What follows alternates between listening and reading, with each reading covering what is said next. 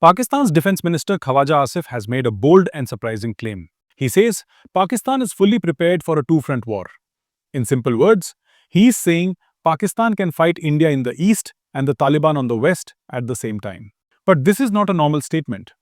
In military strategy, a two-front war is considered one of the toughest situations any country can face. Even big powers struggle with it. For example, China talks about a possible two-front challenge with India and the US. But even they avoid opening two active fronts. For Pakistan, the challenge is even harder. It has long borders, difficult mountains in the west, and the Indian army on the east. So the real question is not whether Pakistan can fight on two fronts. The real question is, why is Pakistan's leadership suddenly talking about this now? What has changed? Can Pakistan's military and economy actually sustain two major operations at once? And most importantly, what should India expect in the coming months? Let's break down what's really going on. So let's start with the immediate trigger. On November 11th, 2025, a suicide bomber walked straight into Islamabad's district judicial complex and blew himself up in broad daylight. 12 people were killed and 38 were injured. This became the deadliest terror attack inside Islamabad's civilian areas in almost 10 years. This was not some small-time incident in the tribal areas. This was the capital, the judicial heart of Pakistan, the one place where security was supposed to be airtight. Now here is where things get interesting. Just a few hours after the blast, literally a few hours, Pakistan's Defence Minister Khawaja Asif did not order a proper security check. He did not acknowledge the security failure either. Instead, he made a dramatic statement. He said Pakistan was fully prepared for a two-front war. He accused Afghanistan's Taliban of carrying out the attack, with support from India. But wait, if Pakistan's government was genuinely handling a terror attack in its capital, why would the defense minister immediately jump to declaring war readiness? Think about it. What does that tell us about what was really happening behind the scenes? Here is the thing nobody is connecting the dots on. Just one day before the Islamabad blast, on November 10th, a massive explosion shook New Delhi, right near the Red Fort. 13 people were killed and more than 20 were injured. The explosives used were military grade, meaning these were not local firecrackers or homemade materials. These were powerful, professional explosives, normally used by trained groups, not ordinary criminals. But what did Pakistan's Defence Minister Khawaja Asif say about it? He immediately dismissed the explosion as a simple gas cylinder accident. No questions, no concern, no investigation. He downplayed it completely. So Pakistan's defense minister says a bombing in his own capital is India-orchestrated terrorism worthy of declaring war. But a bombing in India's capital? That's just an accident. Do you see the contradiction? This is not how someone behaves when they have solid evidence. This is how someone behaves when they are trying to control the narrative. Let me take you back to what really triggered all of this. Because the real story is not about these November blasts alone. Back in May 2025, something huge happened that most people have already forgotten. A massive terror attack killed 26 tourists and one Nepali national in Pahalgam, Kashmir. This was not a small bomb. This was not limited damage. It was the kind of attack that breaks a government's patience. And India's government broke. Within days, Operation Sindoor was launched. Indian Rafale jets struck 9 locations across Pakistani-administered Kashmir and Punjab. They hit Lashkar-e-Taiba bases. They hit Jaish-e-Mohammed facilities. They hit Hizbul Mujahideen locations. The strikes lasted 25 minutes but sent a message. India's rules had changed. Any major terror attack would now bring a direct military response. Pakistan tried to respond. Pakistani drones and missiles came flying back. Over 100 Pakistani missiles and drones targeted Indian military bases across Jammu, Pathankot and other regions. India hit back harder. In what became the largest aerial engagement between India and Pakistan since 1971, over 114 aircraft were involved in combat. Pakistan lost aircraft, though they claimed they did not. And after 4 intense days, a ceasefire was negotiated. Pakistan asked for it first. Think about that detail carefully. When Asif says Pakistan is ready for round 2, he is referencing this May conflict. He is trying to convince everyone that Pakistan won round 1 and is eager for more. But the people on the ground know the truth. Pakistan suffered infrastructure damage. Pakistan lost fighter jets. Pakistan's air defenses proved vulnerable. And Pakistan had to beg for a ceasefire after just 4 days. Now here is the strategic question that matters. Why is Asif bringing up May 2025 now? What does that tell us about Pakistan's confidence level? Let me walk you through Pakistan's actual situation because this is where the numbers tell a completely different story from the rhetoric. Pakistan's foreign exchange reserves stand at roughly 14 to 20 billion dollars. Sound like a lot? It's not. That's barely 3 months of imports. Meanwhile, Pakistan's total debt is $267 billion, the highest in their entire history. They're paying $29 billion annually just on debt service. That's nearly half of their entire government spending. Their current account is completely dependent on IMF bailouts.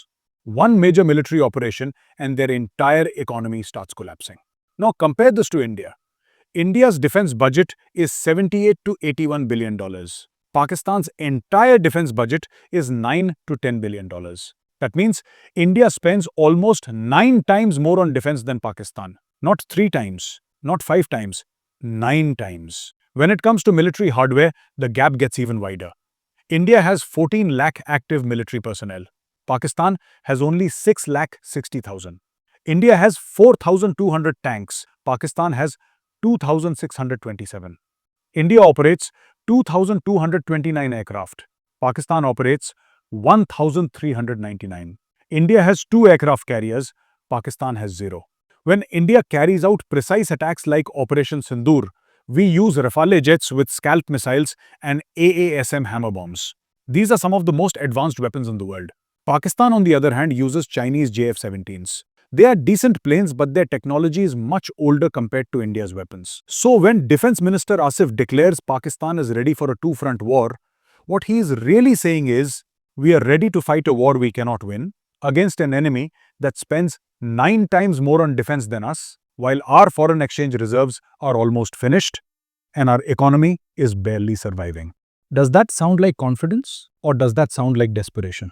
But let's look more closely at this idea of a two-front war, because this is where Pakistan's military strategy completely breaks down when you examine it carefully.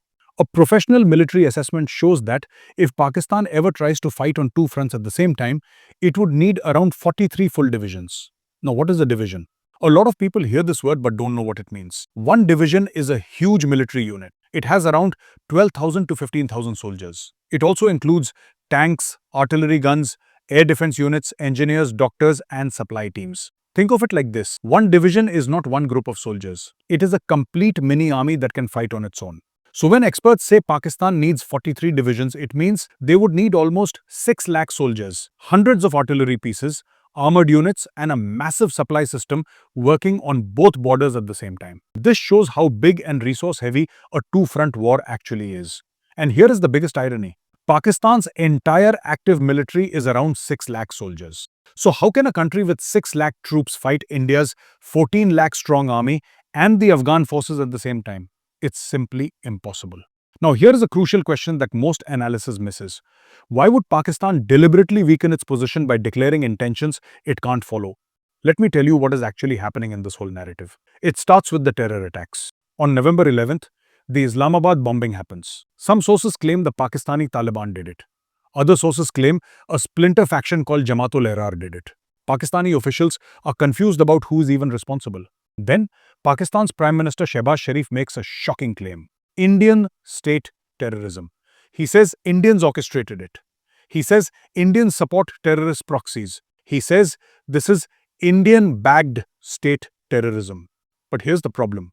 Pakistan presents zero evidence. Not a single intercepted phone call. Not one piece of intelligence. Not any documentation. Just the accusation. But in the Delhi Red Fort blast, 13 Indian citizens die. Forensic investigators find military-grade explosives. They recover bomb-making materials, detonators, timers, batteries. This is clearly a deliberate terror attack, not an accident. Indian defense agencies begin investigation and quickly zero in on a Pakistani terror network operating in Faridabad. They arrest members. They find evidence linking them to Pakistani groups. And here is what's incredible. India does not immediately blame Pakistan's government. India doesn't make wild accusations. India launches investigations and presents evidence to the world. India's Ministry of External Affairs comes out and says Pakistan is making baseless and unfounded allegations. India calls out Pakistan's leadership as obviously delirious. India presents forensic evidence of military-grade explosives in the Delhi blast and shows the technical sophistication of the attack. So we have a fascinating reversal. Pakistan makes wild accusations against India with zero evidence. India makes measured statements backed by forensic investigations and evidence. Which side sounds credible? Which side sounds desperate?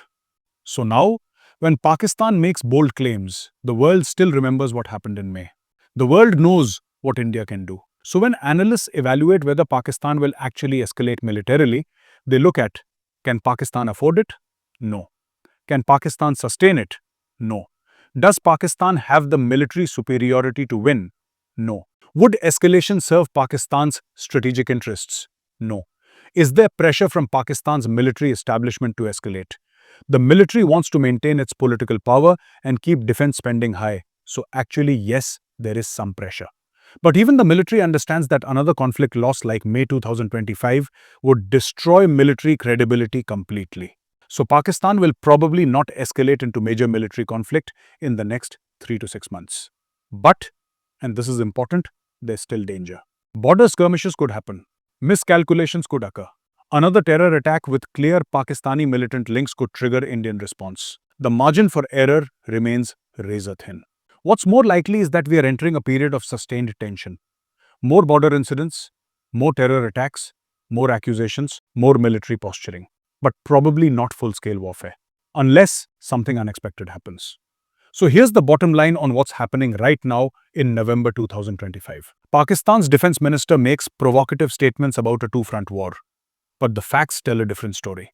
Pakistan is economically fragile, militarily overstretched, already fighting on its western border, facing terror attacks in its own capital, and trying to project strength while clearly weakening. India responds with measured diplomacy, forensic evidence, and calculated restraint.